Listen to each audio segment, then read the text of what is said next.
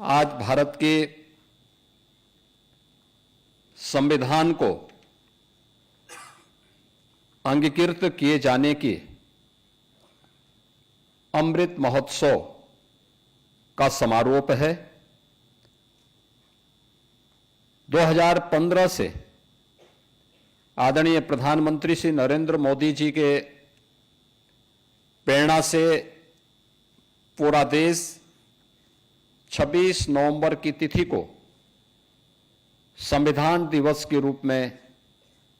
आयोजित करती है। मैं सर्वप्रथम इस अवसर पर भारत के संविधान के शिल्पी बाबा साहब भीमराव अंबेडकर की स्मृतियों को नमन करते हुए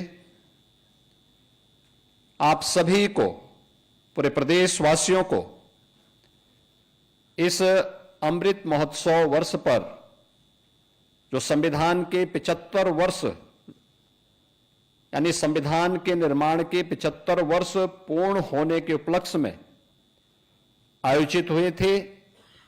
और आज संविधान दिवस की भी हृदय से बधाई देता हूं। आज का दिन हम सब के लिए महत्वपूर्ण इसलिए भी है, जैसे कि आपने पूर्व के वक्ताओं को और जो एक शॉर्ट फिल्म यहां पर दिखाई गई है उसमें भी देखा है। भारत का संविधान 1946 में हुए संविधान सभा के चुनाव के उपरांत गठित एक संविधान सभा ने भारत के संविधान का निर्माण किया था, जिसकी अध्यक्षता डॉक्टर राजेंद्र प्रसाद जी, जो बाद में भारत के राष्ट्रपति बने, उनकी अध्यक्षता में बनी हुई संविधान सभा ने जो अलग अलग समितियां बनाई थी, उसमें ड्राफ्टिंग कमेटी के अध्यक्ष के रूप में इस संविधान को कितनी धाराओं में, कितने उपबंधों में कैसे संयोजित करना है, उस ड्राफ्टिंग कमेटी के अध्यक्ष के रूप में बाबा साहब भीमराव अंबेडकर की भूमिका अत्यंत महत्वपूर्ण भूमिका थी। जैसा कि यहां पे बताया भी गया कि 2 वर्ष 11 महीने और 18 दिन भारत के संविधान के निर्माण में लगे, और भारत के संविधान निर्माण में जिन भी स्वाधीनता संग्राम सेनानियों ने अपना योगदान दिया और उस क्षेत्र के विशेषज्ञों ने इसमें अपना सहयोग किया, आज उसी का परिणाम है कि दुनिया के अंदर सबसे बड़ा संविधान, भारत की अनेकता को एकता में जोड़ने वाला संविधान अगर किसी के पास है तो हम सब भारतवासियों को बाबा साहब भीमराव अंबेडकर के द्वारा निर्मित इस संविधान पर गौरव की अनुभूति करनी चाहिए। बाबा साहब भीमराव अंबेडकर, उन्होंने उस समय भी जब इस संविधान की मूल प्रति को लेकर के उनकी समिति संविधान सभा के पास गई थी, उस समय भी उन्होंने इस बात को कहा था कि यह संविधान एक दस्तावेज है जो भारत की विविधता को एकता में जोड़ने में सदैव एक मार्गदर्शिका के रूप में पूरे देश का नेतृत्व प्रदान करेगी। और हम सब भारतवासियों को इस पर गौरव की अनुभूति होनी चाहिए कि संविधान लागू होने के यह अमृत महोत्सव वर्ष वर्तमान में चल रहा है, और संविधान अंगीकृत किए जाने का अमृत महोत्सव वर्ष का समारोह आज यहां पर आयोजित है। और इस अवसर पर हम लोग यहां पे इस आयोजन के साथ जुड़े हैं। हर संस्था में, हर पंचायत में इस प्रकार के आयोजन करके संविधान की प्रस्तावना का वाचन सभी संस्थाओं के द्वारा करने का एक प्रयास हुआ है। प्रधानमंत्री मोदी जी ने 2015 में संविधान दिवस के पीछे पूरे देशवासियों को इस बात के लिए प्रेरित किया था। अक्सर होता है कि हम में से हर व्यक्ति स्वतंत्र भारत का नागरिक होने के बाद स्वतंत्रता की उस वास्तविक कीमत को विस्मृत किए जा रहे हैं, क्योंकि हमने स्वाधीनता की लड़ाई को अपनी आंखों से नहीं देखा, हमने उन क्रूर यातनाओं को नहीं सहा। परिणाम क्या है? हर व्यक्ति केवल अपने अधिकार की बात करता है, लेकिन अधिकार तब संरक्षित होते हैं, अधिकार तब सुरक्षित होते हैं और अधिकार संपन्न कोई व्यक्ति तब होता है जब वह स्वयं अपने कर्तव्यों का निर्वहन करने की आदत डाले। कर्तव्य के बगैर अधिकार नहीं हो सकता, और जिन लोगों ने भी कर्तव्य के बगैर अधिकार प्राप्त करने का प्रयास किया है, वहां पर लोकतंत्र नहीं, वहां पर कोई ना कोई तानाशाह उस पूरी व्यवस्था को अपनी गिरफ्त में लेकर के वहां के आम नागरिकों के मौलिक अधिकारों को रौंदता हुआ दिखाई देता है। लेकिन भारत इस मामले में सौभाग्यशाली है कि भारत ने अपने संविधान को हमेशा लागू होने के बाद सर्वोपरि मान करके सदैव इसको सम्मान दिया। अपने स्वाधीनता संग्राम सेनानियों को, अपने प्रतीकों को सम्मान दिया और संविधान की उन मूल भावनाओं को, जिन मूल भावनाओं पर आधारित भारत का संविधान बना हुआ है, उसको अपने जीवन का हिस्सा बनाने का प्रयास किया। जब भी कोई देश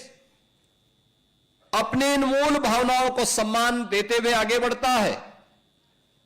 उसको विकसित होने में कोई रोक नहीं सकता। याद रखना, आजादी के अमृत महोत्सव वर्ष में प्रधानमंत्री मोदी जी ने देशवासियों के सामने विकसित भारत की एक संकल्पना रखी। विकसित भारत के लिए प्रधानमंत्री जी ने यही कहा था कि हर भारतवासी के सामने जब देश अपनी आजादी के 100 वर्ष पूरा कर चुका होगा, अभी हम 75 वर्ष में, लेकिन 2022 में उन्होंने कहा था कि 75 वर्ष हमारे आजादी के पूर्ण हो रहे हैं, लेकिन जब देश अपनी आजादी के 100वें वर्ष में जाएगा तब हमें कैसा भारत चाहिए। अगर हमें विकसित और आत्मनिर्भर भारत चाहिए तो इसके लिए हर भारतवासी को चाहिए कि वो उन पंच प्रणों के साथ जुड़े, जो पंच प्रण हमें हमारे दायित्वों का एहसास करा सके। ये पंच प्रण जिसमें हर व्यक्ति के लिए यह आवश्यक था कि वह गुलामी की मानसिकता से मुक्त हो। हर व्यक्ति के लिए आवश्यक था, हर व्यक्ति के लिए आवश्यक हो कि वह अपने सैनिकों का सम्मान करें। हम सब सुरक्षित इसलिए हैं, यह देश सुरक्षित इसलिए है क्योंकि माइनस टेम्परेचर में भी हमारा सैनिक देश की सीमाओं की सुरक्षा करते हुए वहां पर अडिग रूप से खड़ा है। हम रात्रि को सुरक्षित इसलिए महसूस करते हैं क्योंकि पुलिस का जवान निरंतर अपनी सेवाओं को दे रहा है। हमें यूनिफॉर्मधारी अपनी सेना, अर्धसेना, पुलिस बल के जवानों के प्रति हमारे मन में सम्मान का भाव होना चाहिए। अगर कोई एक व्यक्ति कहीं गलती करता है, उसके लिए पूरी व्यवस्था को कोसा नहीं जाना चाहिए। गलती का परिमार्जन करने का अवसर उन्हें देना चाहिए और अगर कोई तब भी बार बार गलती करता है तो उसका परिमार्जन का अवसर उन्हें देते हुए उन्हें इस पर प्रभावी कदम उठाने के लिए कहना चाहिए। लेकिन हम उसके लिए पूरे सिस्टम को दोषी नहीं ठहरा सकते। अक्सर होता क्या है, हम लोग इन चीजों के लिए लोगों को कोसते हैं। अक्सर होता है कि अपने स्वयं के स्वार्थ के लिए हम लोग सामाजिक विद्वेष की खाई को चौड़ा करने का प्रयास करते हैं। एकता और एकात्मता के लिए जो प्रयास होने चाहिए, जो हमारा दायित्व भी होना चाहिए, यह हमारी एक नैतिक संवैधानिक दायित्व भी है और राष्ट्रीय दायित्व भी कि हम समाज की एकता और एकात्मता के लिए कार्य करें। यह भी उन पंच प्रण का हिस्सा होना चाहिए। हम अपनी विरासत का सम्मान करें। विरासत का सम्मान, भारत जैसे प्राचीन देश में हमारे पास एक भारी विरासत है, आध्यात्मिक और सांस्कृतिक परंपरा भी है और स्वाधीनता संग्राम के दौरान अलग अलग क्षेत्रों में हुए अलग अलग संघर्षों में जिन महापुरुषों ने, जिन बलिदानियों ने अपने आप को समर्पित करके भारत की एकता और अखंडता के लिए मिलकर के कार्य किया, यह भी हमारे पास आज भी एक धरोहर के रूप में है। और अंत में नागरिक कर्तव्य, जो जिस क्षेत्र में कार्य कर रहा है वह ईमानदारी के साथ अपने कर्तव्यों का निर्वहन करे। याद करना, अगर हम भारत के संविधान का अपमान करते हैं तो यह अपमान बाबा साहब भीमराव अंबेडकर का अपमान है, भारत के स्वाधीनता संग्राम सेनानियों और बलिदानियों का अपमान है, उन गरीबों का अपमान है जिन गरीबों ने भारत के संविधान की ताकत के बल पर अपना लोकतांत्रिक अधिकार पाया है। उस आधी आबादी का अपमान है जिस आधी आबादी को भारत के संविधान ने पहले आम चुनाव के अंदर ही मत देने का अधिकार प्रदान कर दिया था। दुनिया के अंदर ऐसा नहीं था। दुनिया के अंदर आधुनिक लोकतंत्र का उद्घोषणा करने वाले तमाम देशों में जब आप लोकतंत्र की बात करते हैं, मताधिकार की बात करते हैं, तो दुनिया के अंदर आधुनिक लोकतंत्रवादी उन्होंने अपने कुछ ही तबके को मत देने का अधिकार दिया था। दुनिया के तमाम बड़े देशों में जो आधुनिक लोकतंत्र पर अपना दावा करते हैं और उसका ठेकेदार बनकर के घूमते हैं, वे लोग अपने यहां आधी आबादी यानी महिलाओं को मत उन्होंने देने का अधिकार बहुत बाद में दिया। लेकिन भारत ने पहले दिन से ही हर वयस्क मतदाता को, अगर वह भारत का नागरिक है, किसी भी जाति का है, किसी भी क्षेत्र का है, किसी भी मत और मजहब को मानने वाला है, उसकी उपासना विधि कुछ भी है, अगर वह भारत का नागरिक है तो वयस्क मतदाता को मत देने का अधिकार भारत के संविधान ने भारत के प्रत्येक नागरिक को प्रदान किया। भारत के अंदर बिना भेदभाव के संविधान लागू होने के साथ ही सामाजिक रूप से अस्पृश्य कहे जाने वाले दलित समाज के लिए, जनजातीय समाज के लिए आरक्षण की व्यवस्था भी भारत के संविधान ने दी और उनको यह अधिकार समाज की मुख्य धारा के साथ जोड़ने और सामाजिक समता के निर्माण में उनकी भूमिका का निर्वहन किया जा सके, इस दृष्टि से एक बड़ा क्रांतिकारी अभियान ये भारत के संविधान ने भारत के प्रत्येक अनुसूचित जाति जनजाति के नागरिक को प्रदान किया। और भारत के संविधान के प्रति ही उन भावनाओं को आगे बढ़ाने के लिए आज नया भारत उस दिशा में तेजी के साथ आगे बढ़ा है। कर्तव्यों के निर्वहन की बात, उसमें नागरिक कर्तव्य वहीं पे आता है, यानी विरासत का सम्मान से लेकर के गुलामी की मानसिकता को समाप्त करना, सैनिकों को और वर्दीधारी फोर्स का सम्मान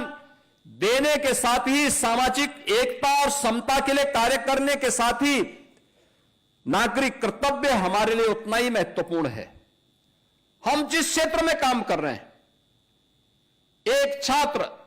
अगर ईमानदारी के साथ अपने छात्र के कर्तव्य का निर्वहन करता है तो मान करके चलिए कि वो भारत के संविधान को सम्मान कर रहा है। अगर एक शिक्षक ईमानदारी से अपने कर्तव्यों का निर्वहन करते हुए अपने उत्तरदायित्वों को पूर्ण कर रहा है, इसका मतलब वह भारत के संविधान का सम्मान कर रहा है। एक व्यापारी ईमानदारी के साथ अपने व्यापार कार्य को संपन्न कर रहा है तो ये मान करके चलिए कि वह भारत के संविधान को सम्मान दे रहा है। अगर एक शासकीय सेवा में कार्य करने वाला कोई कार्मिक ईमानदारी के साथ अपने उत्तरदायित्वों का निर्वहन कर रहा है तो यह मान करके चलिए कि अपने नागरिक कर्तव्यों का ईमानदारी पूर्वक निर्वहन करते हुए भारत के संविधान के प्रति अपनी सच्ची निष्ठा का ईमानदारी पूर्वक निर्वहन भी कर रहा है। लेकिन अगर कोई व्यक्ति, चाहे वह किसी भी पद पर है, अगर वह ईमानदारी के साथ अपने उत्तरदायित्वों का निर्वहन नहीं कर रहा है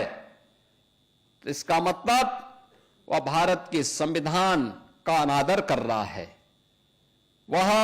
भारत के स्वाधीनता संग्राम सेनानियों का निरादर कर रहा है। अगर वह भारत की विरासत का अपमान करता है तो यह केवल विरासत का अपमान नहीं बल्कि यह भारत के स्वाधीनता संग्राम सेनानियों, उन हुतात्माओं, बलिदानियों का भी अपमान है जिन्होंने अपना सर्वस्व न्यौछावर देश की आजादी के लिए किया था। अगर वह एक यूनिफॉर्मधारी फोर्स का अपमान कर रहा है, उनके विरुद्ध टिप्पणी कर रहा है तो यह अपमान भारत के संविधान का भी अपमान है, यह भारत के स्वाधीनता संग्राम सेनानियों का भी अपमान है, यह भारत की व्यवस्था का भी अपमान है। अगर वह व्यक्ति गुलामी की मानसिकता को धारण करने के लिए भारत के नागरिकों को बाध्य कर रहा है या किसी भी तबके को उस मानसिकता के साथ संचालित करने का प्रयास कर रहा है तो मान करके चलिए कि वह भारत का अपमान कर रहा है, भारत के स्वाधीनता संग्राम सेनानियों, भारत के नागरिकों का अपमान कर रहा है। अगर समाज में जाति के नाम पे, क्षेत्र के नाम पे, भाषा के नाम पे विद्वेष की खाई को चौड़ा करके अराजकता और अव्यवस्था पैदा करने का प्रयास कर रहा है तो ये मान करके चलिए कि वह भारत का अपमान कर रहा है, भारत की उस एक बार फिर से उन स्थितियों की ओर ले जाने का प्रयास कर रहा है जो भारत को कमजोर कर रहा है। यह भारत के संविधानविदों का, भारत के संविधान निर्माताओं का अपमान है, बाबा साहब भीमराव अंबेडकर का अपमान है। और जब हम अपने कर्तव्यों का ईमानदारी पूर्वक निर्वहन नहीं करते तो यह भी एक प्रकार से संविधान निर्माताओं का अपमान है। जब एक छात्र ईमानदारी से अपना पाठ समय पे पूरा नहीं करता तो अपने उन महापुरुषों का अपमान कर रहा है। जब एक शिक्षक ईमानदारी से अपने छात्र को संस्कारित नहीं कर पा रहा है तो मान करके चलिए कि वह बाबा साहब भीमराव अंबेडकर और संविधान निर्माताओं का अपमान कर रहा है। जब एक सरकारी कार्मिक अपने पत्रावली का समय से निस्तारण नहीं करता है ये मान करके चलिए कि वह भारत के संविधान निर्माताओं का अपमान कर रहा है, उनका अनादर कर रहा है, भारत के संविधान का अनादर कर रहा है। और ये पंच प्रण इसलिए प्रधानमंत्री जी ने विकसित भारत के लिए, भारत के प्रत्येक नागरिक के लिए आवश्यक माने। इसका आधार हमारा संविधान है। भारत का ये संविधान, भारत के संविधान की वो मूल प्रति,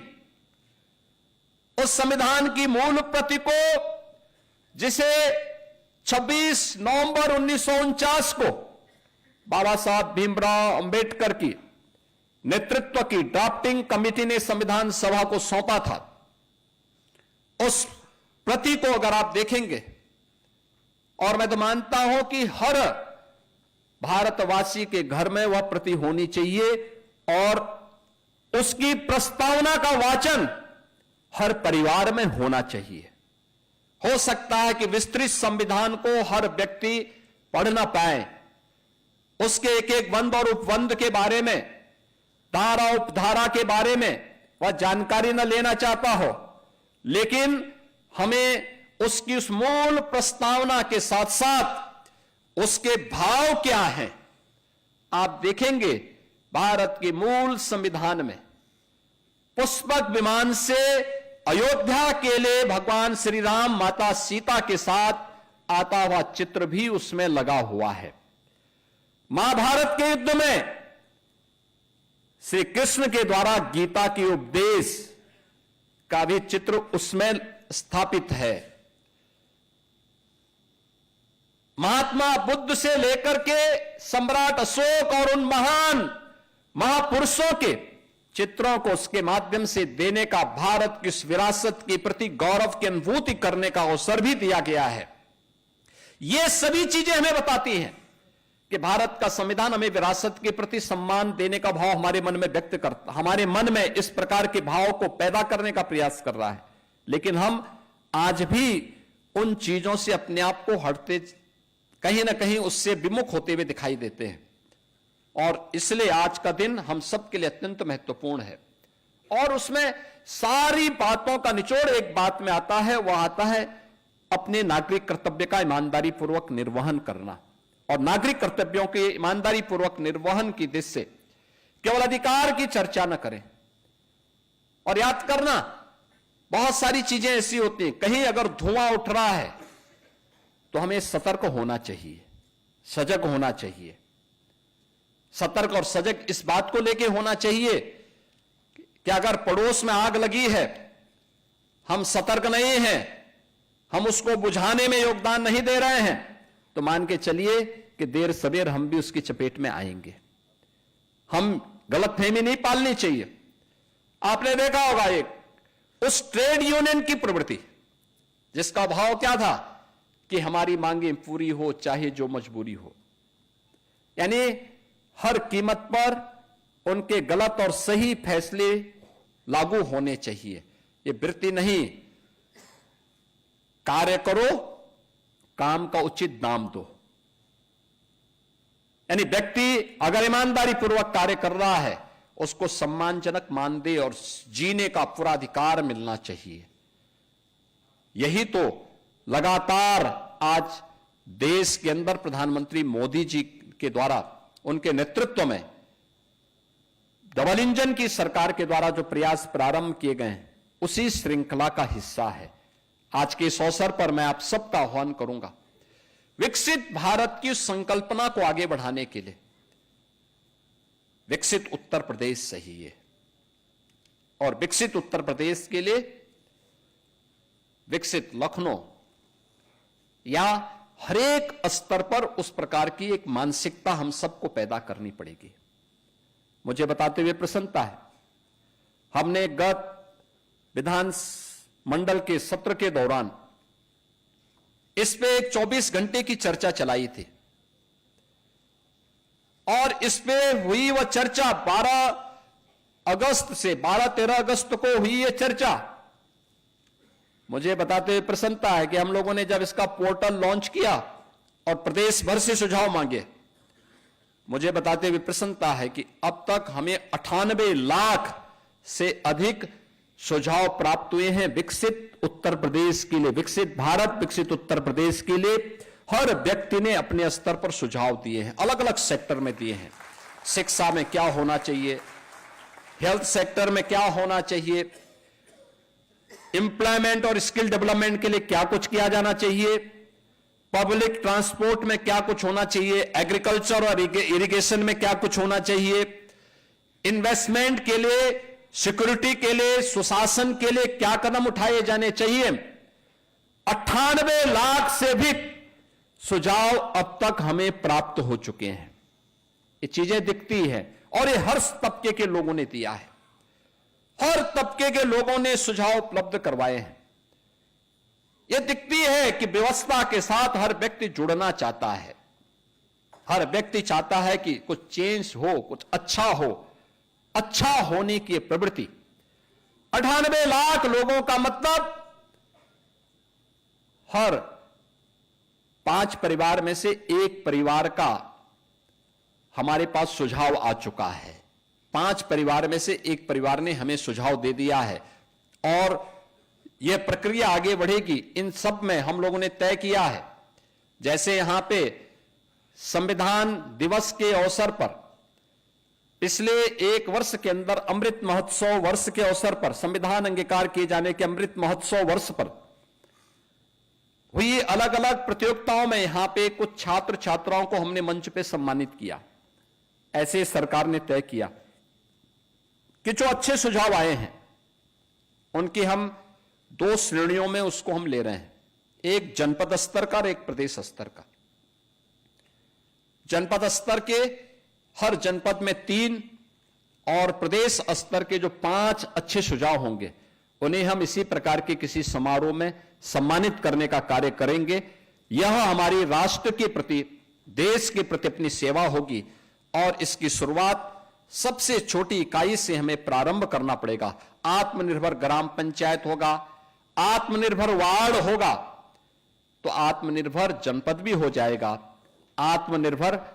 प्रदेश भी हो जाएगा और आत्मनिर्भर भारत भी होगा। आत्मनिर्भर भारत होगा तो विकसित भारत की संकल्पना हमसे दूर नहीं हो सकती है। इस विश्वास के साथ मैं आज के इस अवसर पर संविधान दिवस की अंगीकृत किए जाने की इस तिथि पर, संविधान दिवस के अवसर पर पूरे प्रदेश वासियों को एक बार फिर से हृदय से बधाई और शुभकामनाएं देता हूं।